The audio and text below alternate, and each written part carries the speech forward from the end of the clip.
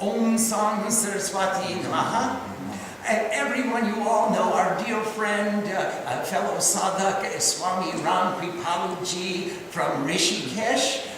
He lives in the Bharat Milak Ashram in Maya Kund. He's been a very dear friend and a very great sadhu for many, many years. And we're very honored that he's come to join us tonight.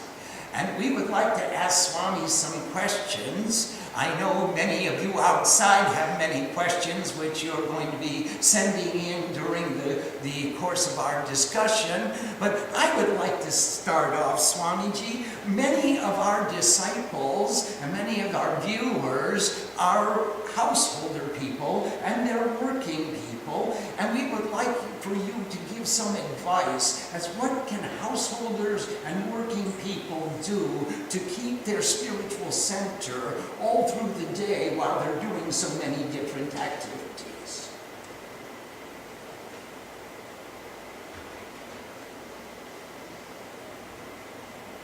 Should I answer your question? Please, that was a real question. With heart-melting pranam to this lotus feet of Srima and Swamiji, I am capable to present myself in the holy presence of Srima and Swamiji because of all this credit and grace was possible because of their grace on me.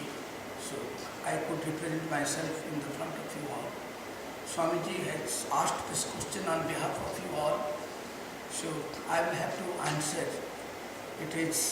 He will make me to answer the questions on behalf of you all. So just I am using my mouth to speak it out, the feelings, how I could gracefully answer this question of you all. Let me tell you all, this is the reality. As per our Hindu scriptures, you and me, every one of us, we all have come from our biological mother and father. No matter whichever greatest incarnation, leaving few exceptions, that all of them, they have descended on this earth with the help of their biological parents. So from that point of view, I could safely say the Grihastha Ashrama is the only unique method or means and device and trick and technique to descend the divinity on the surface of this Mother Earth. No other means can invite such great master to the lap of Mother Earth unless until we provide the divine itself that arranges how to invite such great master to the earthly existence so that during his lifetime he can inspire the rest of the mankind.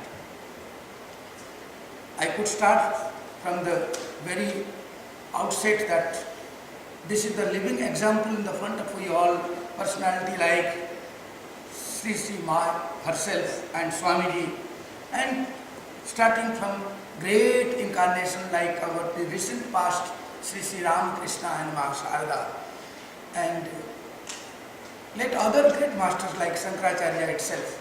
So all the great masters of our Hindu scriptures, they could descend on the earth because through the biological backgrounds of the Grihastha Ashrama, that is parents.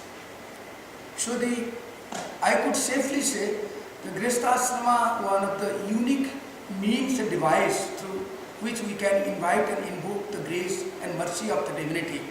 So he or she in whichever form, as and when that they have descended on the earth, and some of them apparently like Bhagavan Ramakrishna himself, though for namesake he was married, but that is just to drive out the fear from the heart of you all, that you think that somewhere probably you are householder, you have not that kind of right and privilege to realize the divinity within you remaining there in householder.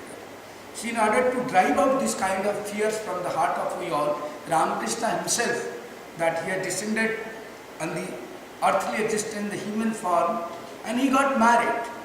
But the uniqueness was, though he got married to Ma Sharda, but he had never, neither in the state of dream, had ever dealt with her like the husband and wife.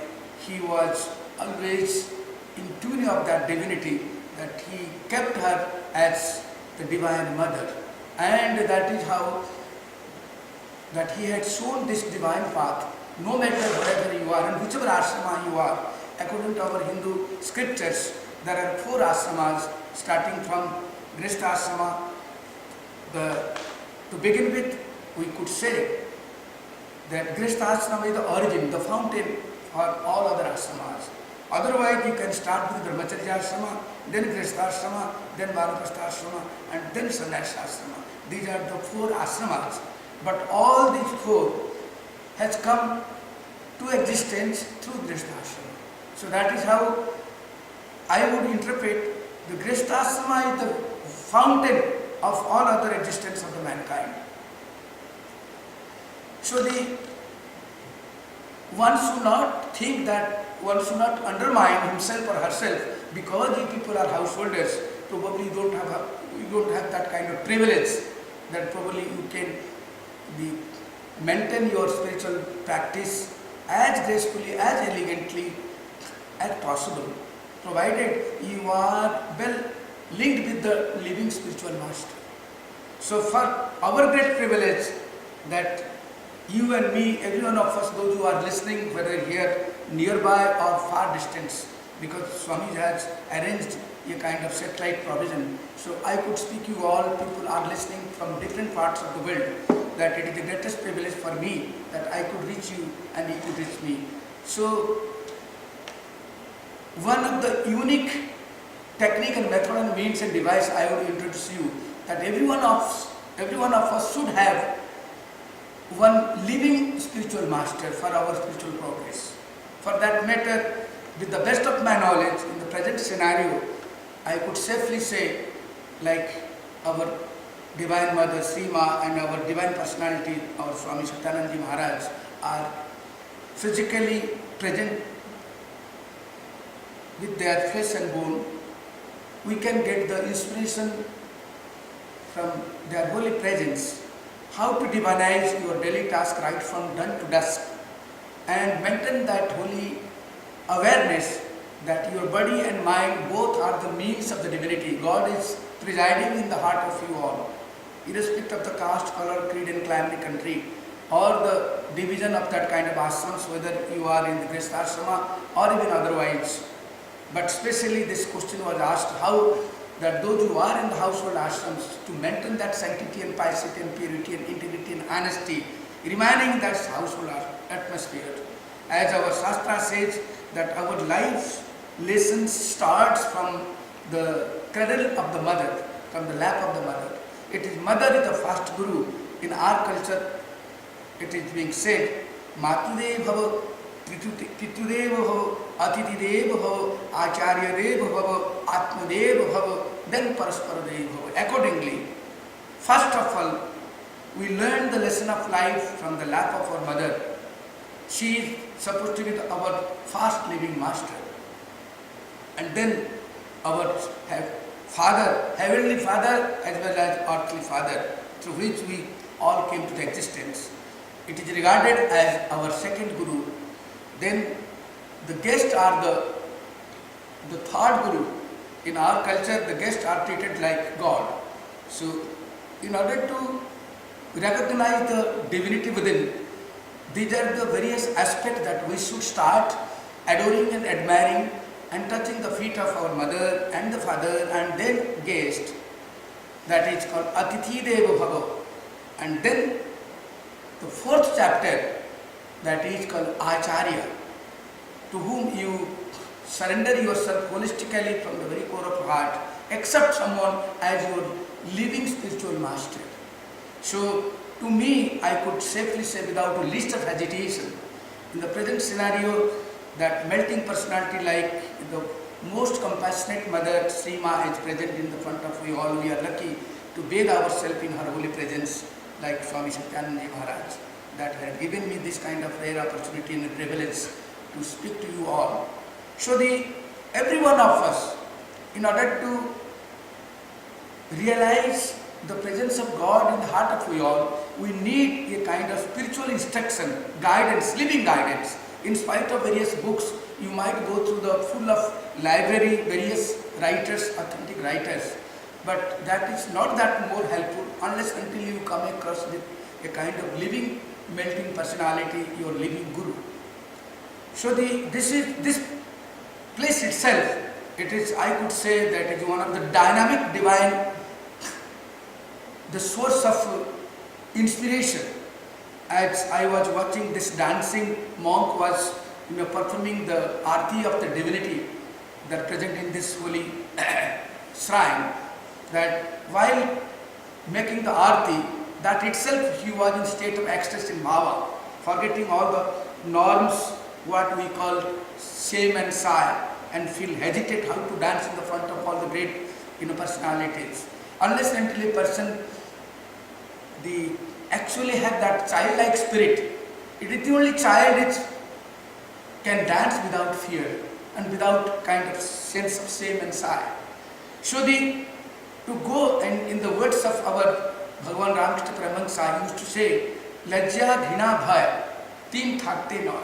We have to be away from Lajja, the shame, and Ghina, the hatred, to abhor something, to hate something, and the Bhaya, we should be free from fears.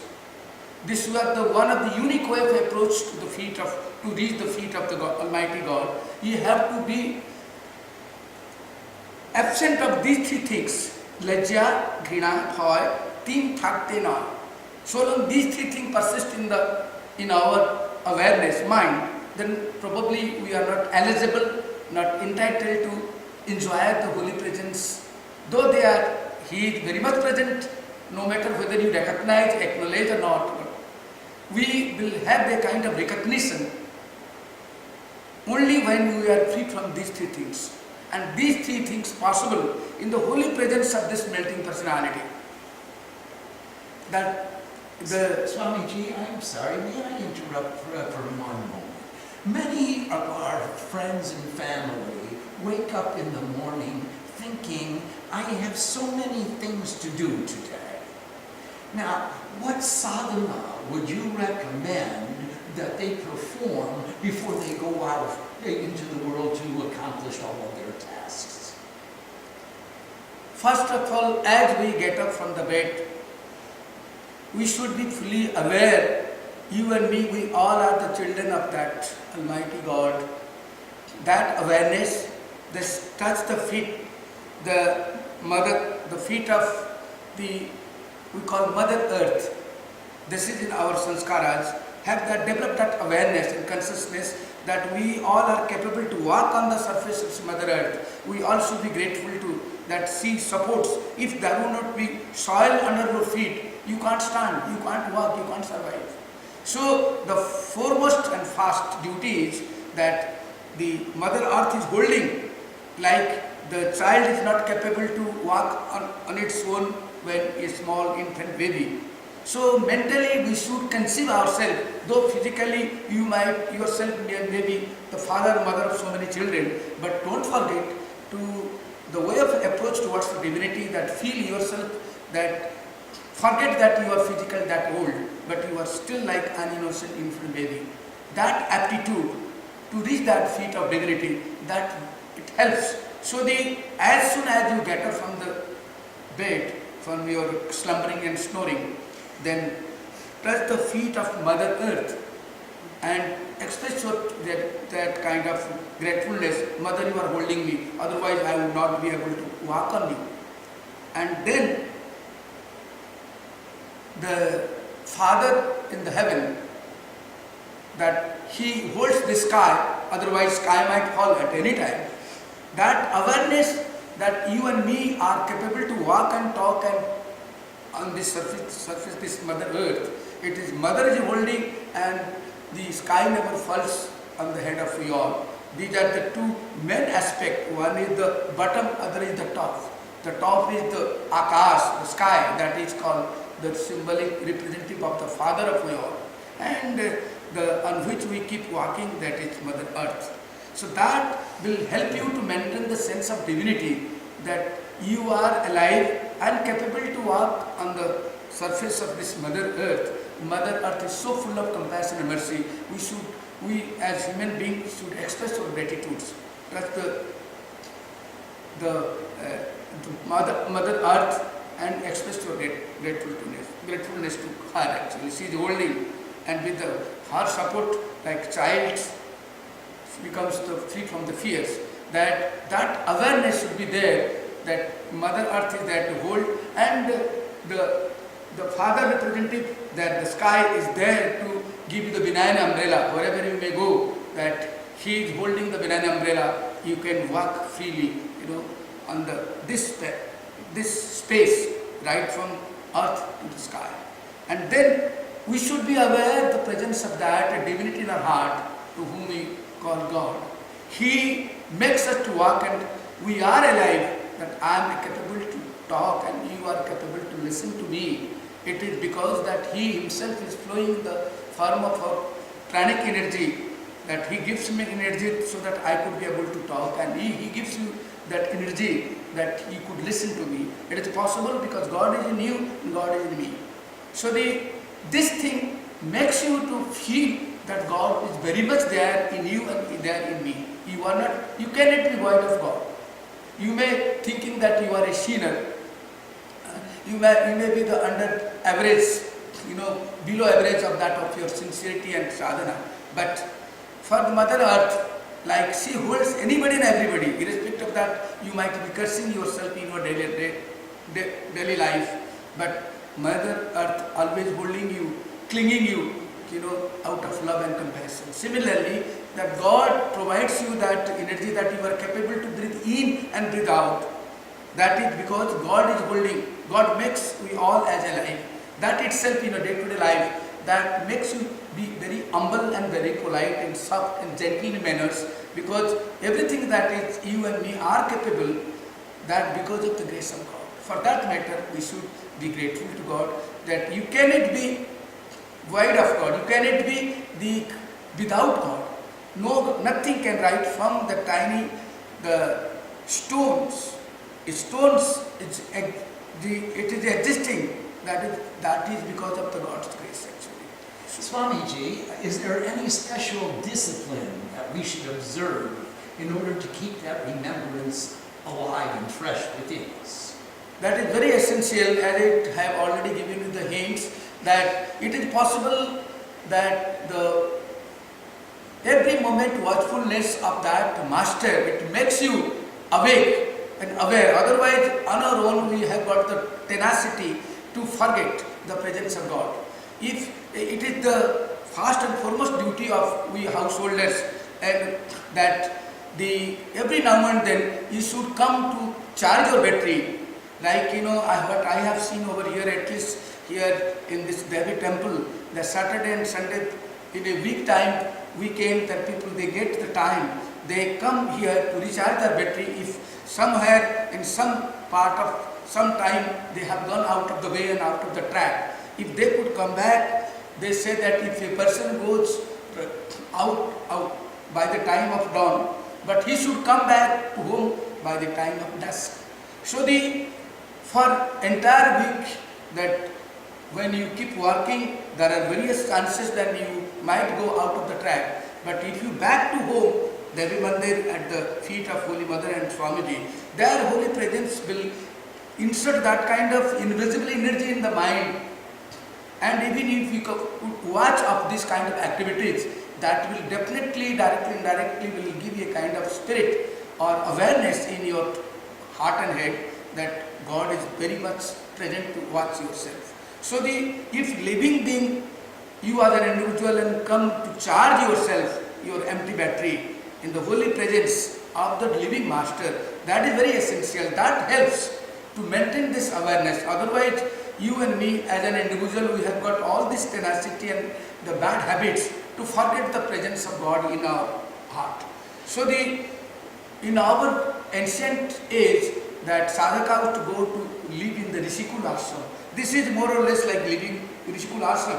So that whatever few members are here physically present, it is definitely unbounded that grace of Mother, that directly, indirectly she has created a kind of feeling, and with the result you could present yourself physically over here, be present over here. This credit not goes to me and you, As I told you, I'm here because of that some invisible current of the, like magnet is there, so I could present myself in the holy presence of this. So definitely the credit go to the living spiritual master. If any one of us, morning and evening, that if you really remember your living spiritual guide, that actually that remembrance always helps direct and indirect to maintain the actually that awareness. The God is there behind you. You might forget, but He will never forget. Like child in the game, he forgets that his mother is looking forward to then feed him. That because in that kind of the intoxication of the game, that he forgets. But mother is always keeps looking that child will come back, then I will feed him. Exactly. The master is more or less, master is a kind of word that is beyond of she and he. Master is more like mother, that is in our culture we call it Guru Brahma, Guru Vishnu, Guru Deva, Maheshwara. See, the concept of master that contains the spirit of mother and father both. So they are like a mother, she looks after her infant baby. Similarly, our living master that always remains watchful, that whatever kind of divine seeds he has sown into your system of body and mind, you may not forget and you may not lose it. So it is only the merciful master is more mindful of you than that of you yourself. So the first of all, bow down as soon as you get up, touch the mother earth and take her blessings, and then in your heart of hearts, the living master, that be grateful to her or him, whosoever may be of your master. She can be in the form of as she, and she can, that master can be the form of he too, that master is supposed to be beyond this she and he, but they are capable to work more than million times the more merciful than that of our vertical worldly parents, the biological parents. So they have got that kind of divine message to make you aware if you happen to bow down your head at the feet of your master. So master inculcates that kind of spirit, will not allow you to forget the presence of God in you. So the physical living spiritual master are the replica of the ultimate God to whom we call God. So that is also one of the unique method, that if you want to maintain this awareness, that every now and then, as and when you get an opportunity, come and be in touch with that living master. Even if you are not capable to present in the presence of your master physically, but if you could mentally bow down your head and surrender yourself holistically and take the guidance of her and instruction from your master, that would also help you indirectly tremendously, that your living master is anywhere sitting at the any corner, like that it is Swamiji so kindly has arranged that sitting in one vertical geographical place over here, but he could reach that at each and every nook and corner of the world. It is again one of the unique method of the master, that he it is his invention, that it is so merciful, that what you call kind gesture that he has arranged, that even if any one of you are not capable to come and reach the feet of master, but he arranges so that this message should reach you all. So the living spiritual master's presence, undoubtedly it helps tremendously for a seeker, for a divine seeker, and no matter wherever he is geographically, but this message reaches to the disciples. Swamiji, excuse me. We have some questions from outside, from people all around the world who would like to ask you questions. Okay. So this question is from Pushpa. Louder, please. This question is from Pushpa and San Ramon. She asks, Namaste Maharaj, how does one stay unattached and behave with humility and self-dignity when insulted? Kindly repeat this question once more. How does one stay unattached and behave with humility and self-dignity when insulted? So sweet. Then with all my heart, I would answer this question. First of all, as and when we feel being insulted by anyone, we should not use this kind of divine insight. I could say for the expression in literature, anyone, that anyone cannot be anybody as such without the word of God. And sage and saint they say, Hari jana tu hara bhala, jitne de sansar, hara to hari se mile, jite jam ke dwar. This I am quoting in Hindi. The meaning is that if you are humble disciple of your master, and if you are humble devotee of a great master to whom we call God, then we should really be humble in our way of approach towards life. That if somebody is trying to defeat you and to insult you and not to recognize you, but you should not forget, physically he might be somebody else, mentally he or she might be any worst, but don't forget the actually develop that kind of insight to recognize the presence of God in him or her. So God in him or her might be testing of your personal test and faith in him. So that is how sometimes in our span of life God himself appears in disguise to test our devotion. So that time, sometimes we feel insulted.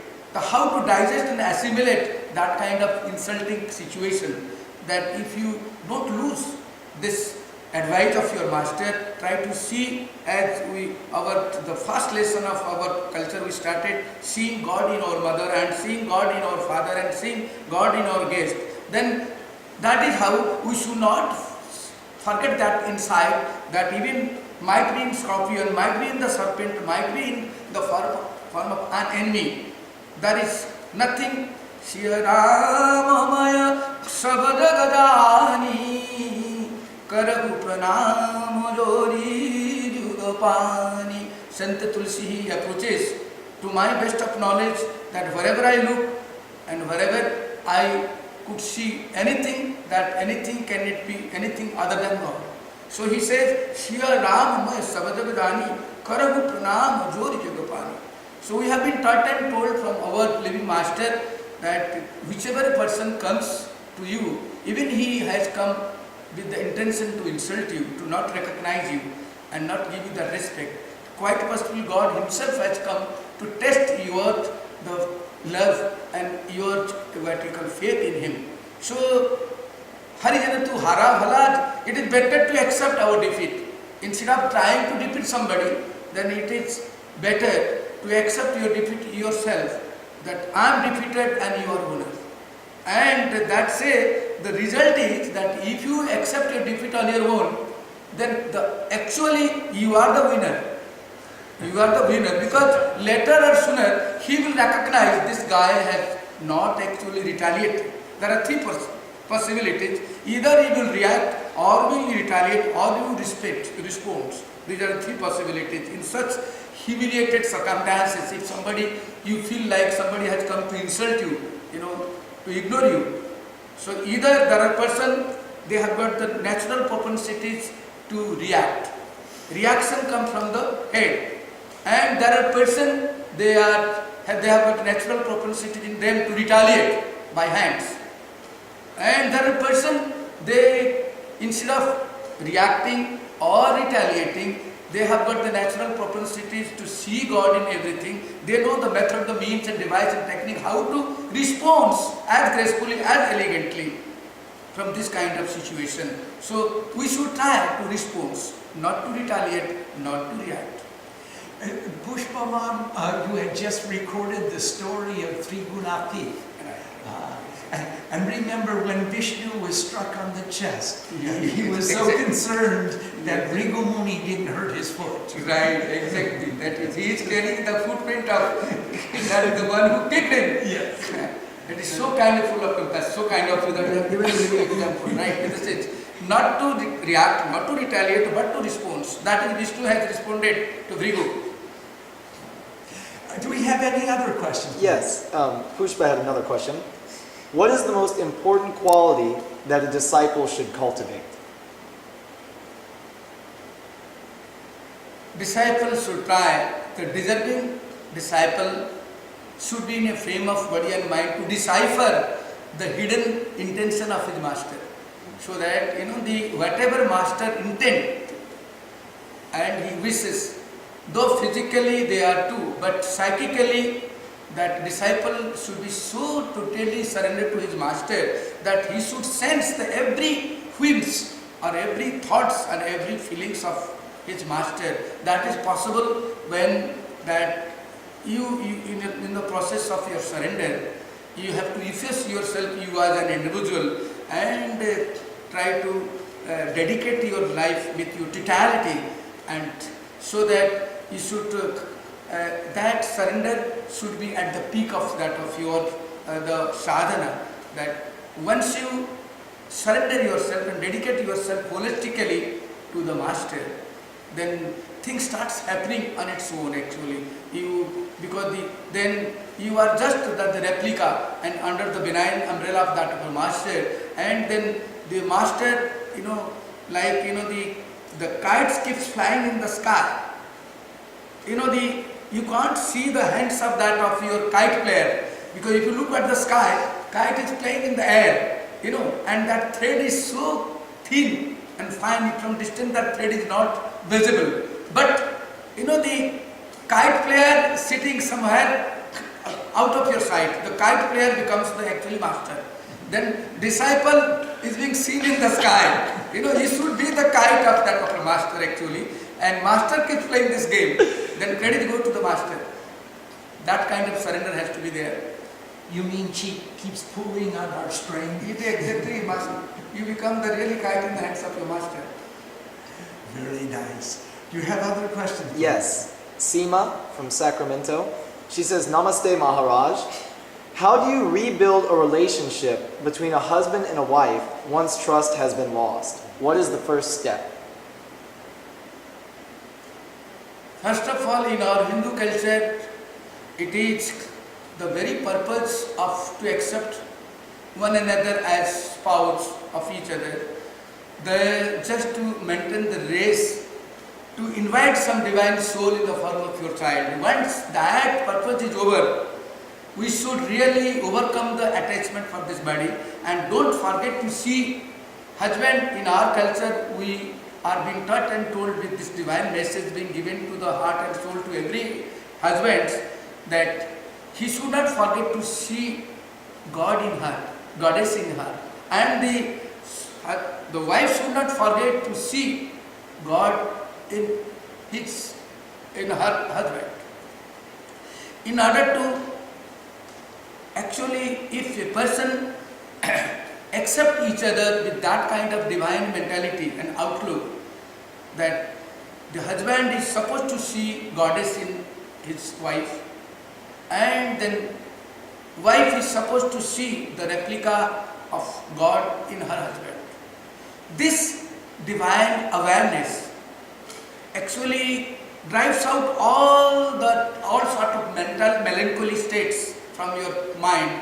Then once you are capable to invite some divine soul in the form of your child, the very purpose is over. Then from that day onwards, you should accept each other like a friend of each other, and never forget that the presence of God and Goddess are very much present in the heart of each of them. So we should not, if you maintain this kind of divine feeling, probably this divine awareness will always refrain you and to stop you doing something wrong. As per people, because of their personal weaknesses, they forget to give that kind of respect to each other.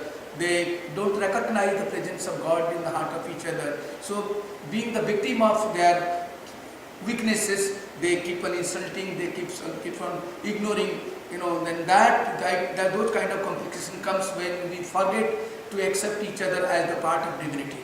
And apart from this husband and wife, the basic idea is that presence of God is very much present in the heart of you all. So we should adore and admire and maintain that awareness. If you are under the guidance of some divine personality, that he or she may be your living master. Master always helps you to maintain this divine awareness. Apart from this kind of worldly relationship like husband and wife, but the basic thing is, the fundamental thing is that you as an individual, made out of three main components, body, mind and soul.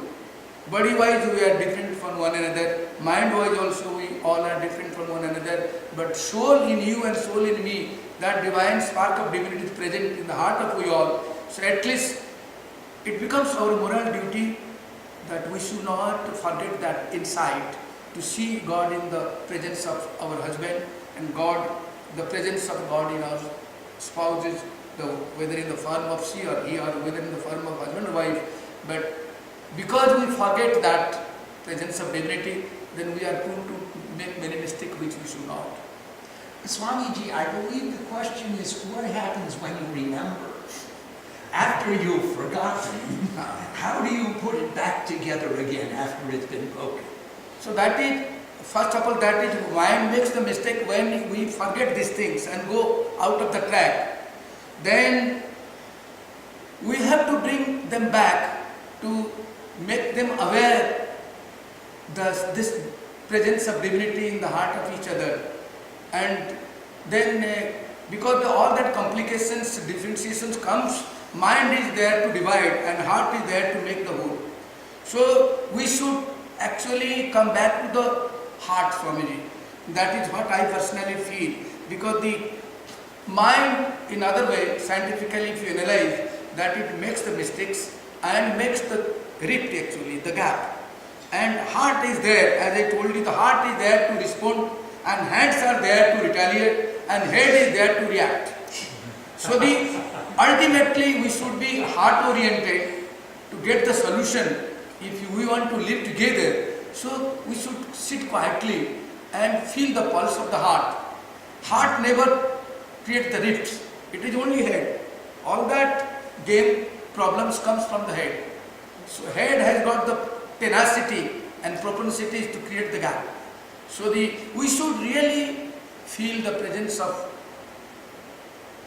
God in our heart. And then if you listen to your heart, the real Swamiji, I would quote one of the Sufi master, what he says, Dilruba dil ki sunaun, Dilruba dil ki sunaun, sunne wala kaun hai. The jar of the master's heart is filled with nectar and wine, and he is impatiently eager to call anybody and everybody to pour his divine wine jar into the heart of the disciples. But the disciples, they are not deserving, they are roaming here and there, not listening to the master. He said that if anyone is really keen and deserving disciple, I am ready to pour my heart as it is. Ramakrishna was waiting for that day when Naren came, and otherwise prior to that Ramakrishna goes to rooftop and he would cry to Mother Divine, Ma, how long I have to wait? This pressurized even there. He was crying out his heart to Mother Divine, Mother, please send someone where I could pour out my heart as it is. So the Dilruba, he is addressing disciple as the lover or beloved. Dilruba, dil ki sunau, the heart is really pining and passing through a kind of the pain and pangs. I am in the search of that deserving disciple where I could pour out my heart as it is without a list of reservation. So that deserving master has to be there, and disciple has to be there. Master is ready. Like we all are fortunate, Ma is listening quietly as if she doesn't know anything. She has given this freedom that I could talk to you all in front of her. She is otherwise specific ocean. She is sitting close to the specific ocean. She is so calm and so quiet, and has given this freedom to play all around, that is, I am playing, I am answering, So everything again it comes to if a person knows the method, the means and divine and trick and technique, how to get the response from the heart. Swamiji, can you share with us the technique? Swamiji, you only know the method. Swamiji and Ma knows, that what I am telling you, the heart in the center. Show us the technique. Does it have anything specific that we can do? Like, is it dependent upon asana, or pranayama, or mantra, or some other kriya, or some mudra, or is there some specific thing that we can do? The first thing, like our Bhagavan Ramakrishna says, Tor kache ashu mago shishur mato. Again, this is again the one of the specific method of way of approach to the feet of divinity. That forgetting that you are that old, whether forgetting that you are she or he, or you are the father or mother of so many children, that if anybody for that matter, a divine seeker should always entertain this awareness that he or she or you and me, every one of us are the infant children of God. And with that way of approach, however we are dirty, if you rush to the lap of mother, the mother knows the method and means and device how to clean ourselves. We know how to dirty ourselves, to soil ourselves. But if you really put our head at the feet of mother, she knows the method, the means and device and technique, how to keep yourself tidy and clean. And that is the only way. For me, I don't know other method. We should rush to the feet of mother. Do we have another question from Yes. outside? A question from Nanda in San Jose. She says, some people look upon Sri Ramakrishna or another saint that has left their body as their guru. Can you tell us why it is important to have a living master instead of a master that has left his body? It happens. Master, like in every biological mother, tries her best so that she should be happy to see when her child on his own starts walking and dancing and playing. But leaving few exceptions, most of the children, mother makes them perfect that in her living period, that so that my child could walk without the help of me. So every living master, directly or indirectly, consciously, unconsciously, more or less, right from dawn to dusk, right from birth till death, that he tries so long that master present in his life with his flesh and bone, he tries to give the divine instruction to that his disciple, so that divine disciple remaining the body and mind, he must go beyond this body and mind, like we call it the lotus coming from the mud and passing through the water and playing in the air. But similarly, every one of us, we start out life with lot of soiling, inviting lot of the dirt from here and there.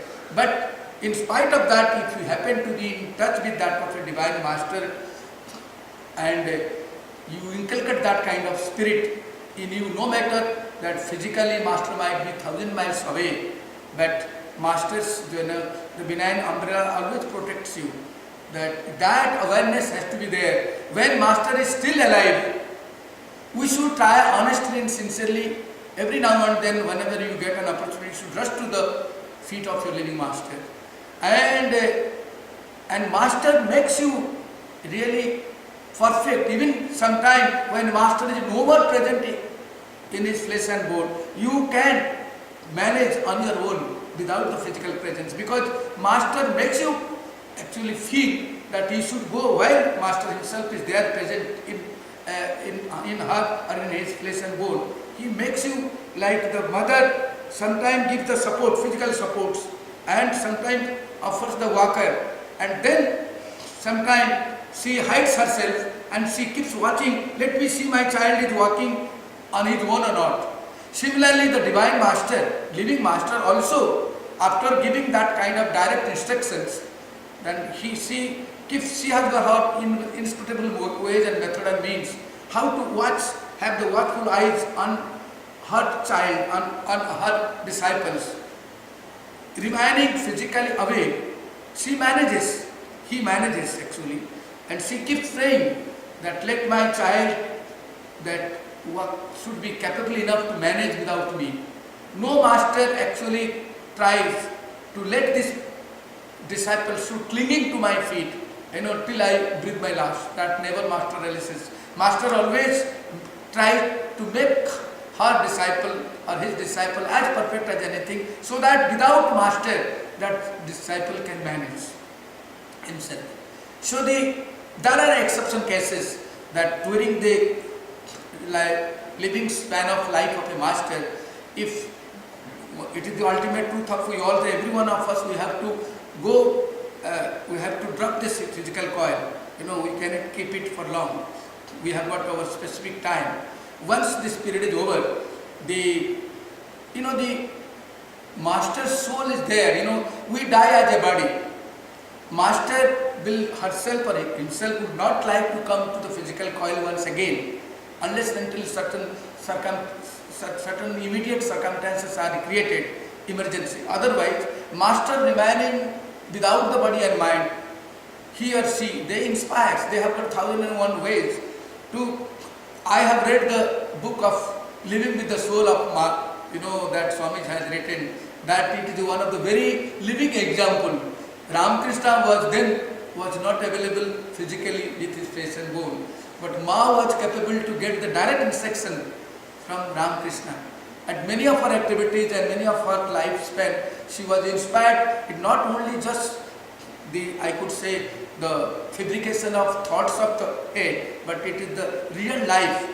The master like Ramakrishna was not present physically with his flesh and bone, but living with the soul. That book is the living example that the life of our Sister Ma, it was the living example that it could inspire you and me and many in millions, that even master is not there present physically, but master is capable to guide his or her disciples, even remaining without in the flesh and bone. And a disciple, deserving disciple, can get direct instructions. Sometimes master appears in the dream and vision, and give the directions, and you can feel that master is very much there. Master never dies. Master means master, he never dies. No matter whether he is physically present or not. That is the deserving disciple would definitely get instructions and directions and inspiration from his master. Do we have other questions, please? Yes, from Tyrone in Vermont. So, In Vermont? Vermont. Uh-huh. Pranam Swamiji, how can you control your mind from temptations, especially addictions? Especially? Addiction. Oh, right. Oh, my Lord. Addiction. Addiction, if you analyze literally, it is nothing but the force of old habits. Any kind of habits that takes the form of, anything that you keep doing regularly, then it creates a kind of blind addiction. Your body becomes the victim of addictions, and your body and mind, this starts demanding the things. So then you become the slave of, instead of becoming master, any kind of habit. So again you forget, you are not only body, again you are not mind. The main thing that you and me, every one of us are made out of three main divine components, body, mind and soul. And each of them, they have got their own weaknesses. And if you think as a spiritual seeker, then definitely that it should always beg this kind of privilege and blessing from your living master. If you are, this should be a kind of addiction. If you are, in order to get rid of this kind of addiction, of negative addiction of your body and mind, then it happens that, they call it the poison can be digested by poison. So this addiction, if you addicted to the feet of your master, then definitely, and that this divine addiction, it dispels this physical and mental addictions. Divine addiction, meditate and prayer. Think like sitting for prayer and keep on crying and cry out your heart to him or to your master. Please, these kind of weaknesses are persisting in my heart, and I have been trying too hard. Like Santa Tulsi says, that day in and day out I had been trying too hard to eradicate and erase and efface all the negative thoughts from my mind, but I could not succeed. I could see they are still persisting.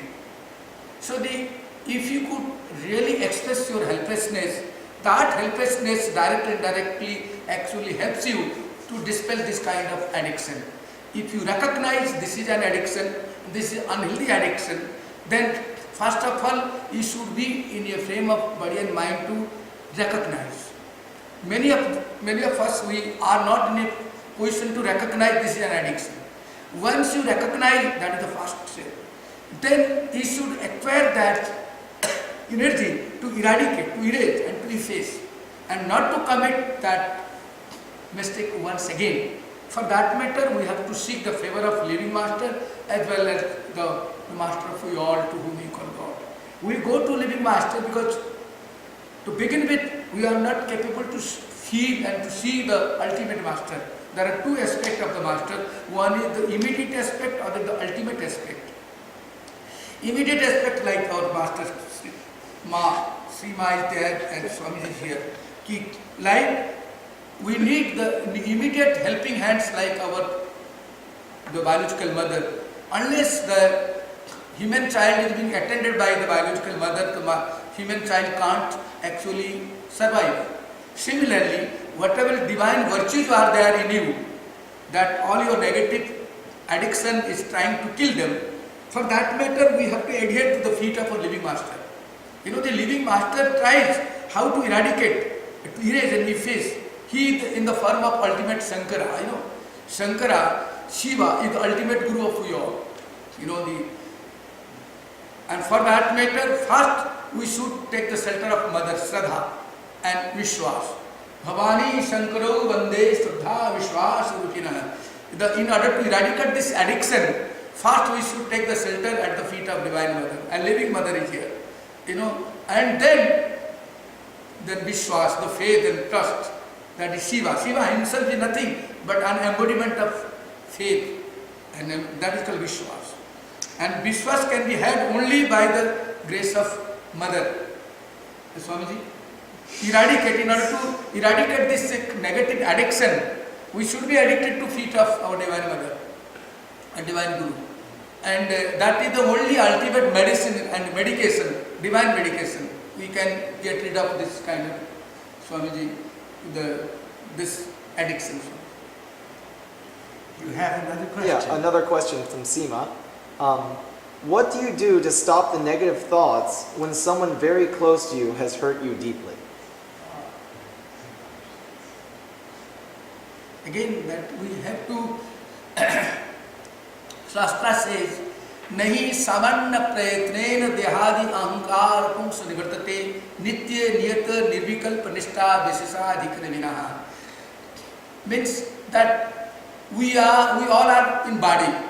The body consciousness always prevents us to become humble and to bow down our head to someone. Physically, whether you are she or he or younger world, but point is this, that you are not only body, you are something more than this body, you are mind. Again, you are not only body, mind, you are something more divine, more eternal and immortal, that is soul. So we feel insulted when you think that somebody may be other than you. But the realistic sense, nobody is other, nobody can be otherwise. If you really think in that aspect, for that matter, you have to develop that insight instead of seeing a person as a body and mind. Again, we have to be soul-oriented, heart-oriented, and the one who's standing right in front of you as a person, probably he may not be in that frame of body and mind to recognize his hidden divinity. At least you as the witness and you as the person, that at least you should not also leave that kind of the insight to recognize the presence of God in him or her. So the main thing that we are prone to make mistake, that when we forget that God is there in me or God is there in him or her. So that godly awareness, that always helps to overcome this kind of the conflict and clash and chaos of the human mind. The mind is always being liquefied, and if you create that kind of bhava, there are the different kind of fire you can create in you, either the Yogagni or Virahagni, that you can drive it out, the sense of duality, that he or she, they are different than that of you. if you can afford to think the entire, like rishis, after reaching that rishihood, they say, Sarve bhavantu sukhinah, sarve santu niramayaha, that nobody else exists other than God or other than self. That is how they can embrace the whole universe as the part and parcel of themselves. So any other idea as such, that we have to dispel. You should erase yourself, you as an individual, at the feet of your master so much that there should not be a trace of duality in you. You as an individual should be, evaporates. And when you evaporates, first you take the bulk of the ice, a block of ice you can hold in your hands, and now you are, with the touch of your warmness and heat of your palm, then the block of ice starts melting. That is in the form of water. In the form of the mind, it starts melting, spreading. And then if you create more heat, then where the ice melts into water and water evaporates and then become out of your sight. Any kind of allegation you have against anybody, it will be evaporated. Once you really recognize the presence of God in him or her, that person may be in the form of father, may be form of husband or child, then this allegation, the hatred and any other things will be evaporated. Then you will feel your oneness with one heart. And this kind of duality will be no more there present in you. We have time for one more question. Just a few minutes for the answer. Seema has one more question. Okay. How can you tell if someone is really a good quality human being? A good what? Quality human being. A good quality human being.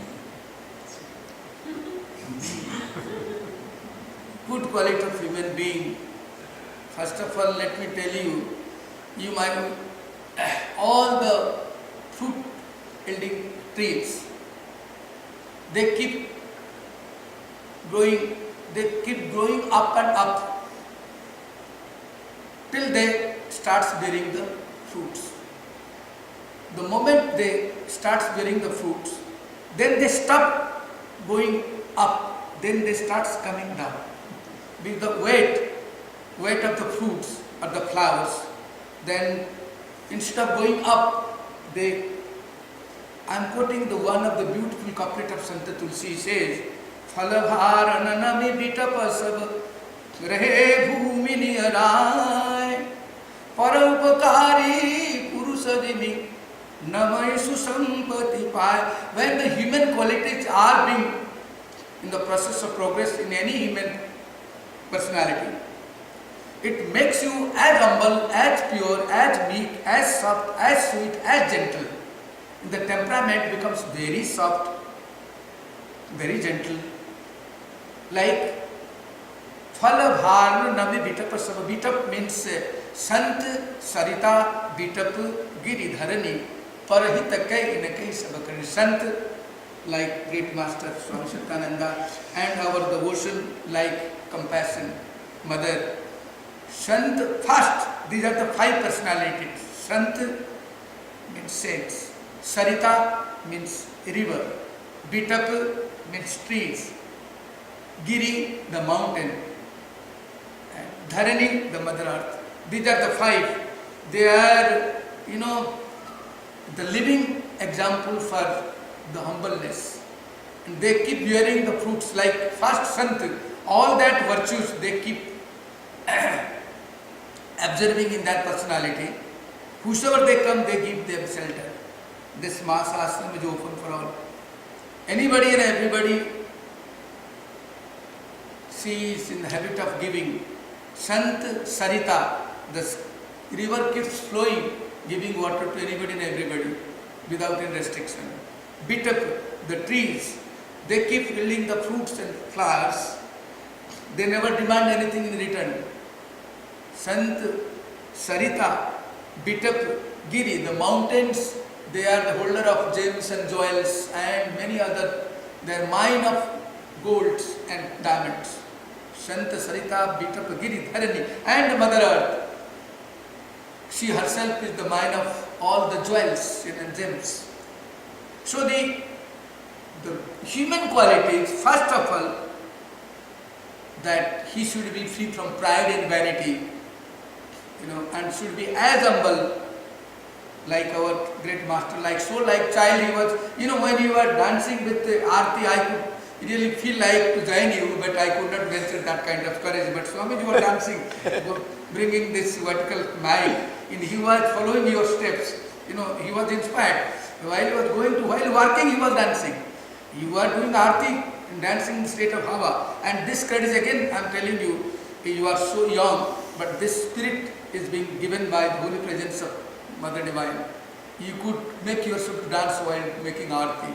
So the most envious and most desires quality of a person, human quality, be as humble, as polite, as gentle, as meek, as soft, and as sweet. So these are the qualities can't be hidden. It can be, if there are certain qualities that are so obvious and so conspicuous, you just can't afford to miss it. It is there. And the more you acquire those human qualities, the more you become soft and sweet in manners. So that is the recognition. You can't, whenever sun rises, no power on the earth can hide it. So these are the qualities become so obvious and so conspicuous, so striking to the eye, you just can't avoid. Om Sam Saraswati Namaha. Thank you very much, Swamiji. We appreciate so much your sharing your inspiration and your wisdom with us. And everybody, Swamiji lives in Mayakund in Rishikesh. He's got a beautiful ashram. We go there every year. And you're certainly welcome to drop in or send him, if you need his email address, if you're going to Rishikesh, send me a note and I'll give it to you. Thank you everybody for joining us. And we'll continue tomorrow night with our Sundar Kund class, but we had a Swami Kund class tonight, so this.